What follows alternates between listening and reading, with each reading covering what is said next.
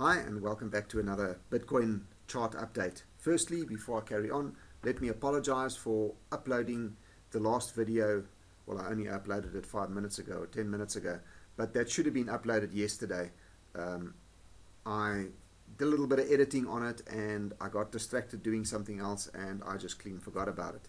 I have uploaded it 10 minutes ago, as I just said, but it is sort of, the information in it is sort of irrelevant right now. So I'm just going to give a very brief update. Not much has happened.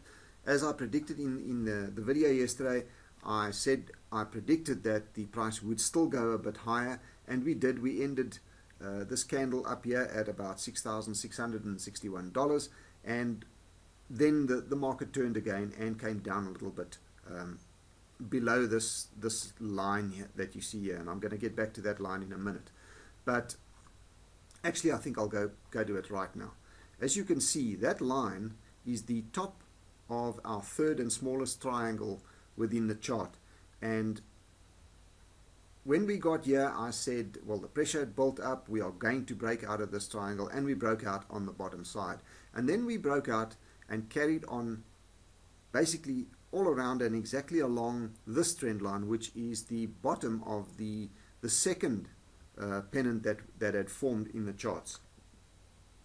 Now, getting back to yesterday, we shot up and we shot way above this line, which is now, while we are above it, it acts as a support level, and while we are below it, it acts as a resistance level. So yesterday we just blew straight through it, and we actually went very high, as you know. We blew through it quite well and came close to $6,800. Actually, we just passed $6,800. But then the market did drop, as I said, and we ended that candle just below this line, which is now became sort of a resistance level for a while, and we eventually blew through it or just crossed it over there. And now we are trading just above it, which is a good sign. It's following this trend line. As I said in the last one, or rather I am not worried about anything just yet. We are still way above what I call my critical level here at about 5,700 to 6,000, anywhere around $5,700. I think 6,000 is a little bit being a little bit too sensitive on the issue. I think I'm looking at 5,700 as my critical level. If it goes to there, I think, and drops below there, I think then Bitcoin is definitely going to go down. But I don't think we are going to go there. Let me just increase this in size a little bit so we can see it. There we go. So we are now sitting on top of this, which is now, in my opinion, a support level. And as you can see now, if we take a look at the stochastics RSI, it has gone down a bit. We are trading now in entering the oversold area, or we have entered the oversold area, and the moving day average is for the RSI indicator is also entering the oversold area. So I think we can expect that to round out. How quickly it's going to round out is up to speculation, but you can see we are trading these in little steps going up here now, and it looks like we probably are, maybe in a couple of hours, probably due for another step up. So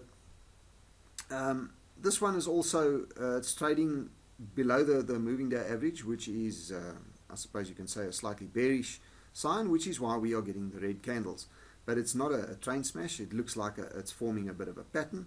In fact, I could probably draw a few chart lines and predict when and where it was going to go to. But I don't want to get too close or zoom in too closely to the charts.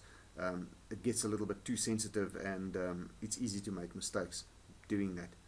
But I think these are going to round out for another step up soon, and incrementally I think we are slowly going up now. Well, we can only hope so. But I think we are going to see maybe not such big spikes, but I think we are going to start seeing slightly bigger and slightly bigger spikes every time, and eventually we're going to see an exponential rise in the Bitcoin price. And because of the delays we've had, as I said in the last video, I think we were, well, yesterday we were at least around about a week delayed from when everybody thought this was going to take off. But I'm looking at the second half of October, as it did last year, possibly the last week in October, because we are a little bit delayed in the markets. I'm still optimistic that it is going to happen. Things are looking good. What has me maybe a little bit concerned, maybe a little bit of a negative thing, is the amount of volume. The volume has dropped off drastically and is very low at the moment. A bad sign, maybe yes. But as you can see, even here with this little bit of a rise that we saw here, not much volume accompanying it. You can barely see the amount of volume change. There it is there. It's a tiny bit. It's really not much. So maybe the slow price increase will be accompanied by fairly low volume. And as the price, or as the steps become bigger, so the volume will become bigger. And at some point we will reach a point where people just jump in like they did last year and just go crazy, and the volume is going to just spike, and so will the price at that stage. And then I think we can look at possibly around 8.5, anywhere between 8 and 10, maybe even a little bit higher, $1,000 before we have a decent sell-off, and then possibly another run up to possibly new highs by the end of the year. So things are looking good, and I am optimistic that there's still a lot of money to be made. People who got in down below. In fact, I think it's still a good idea to get in at the moment. We haven't come up that much. We're not even at $7,000 yet. Anybody who gets in now and gets out somewhere around $20,000 at the end of the year, or maybe early January, is still doing exceptionally well.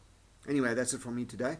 Just a quick one. I thought I'll send it out, seeing that I screwed up with uploading the last one. I'll catch you later in the next one.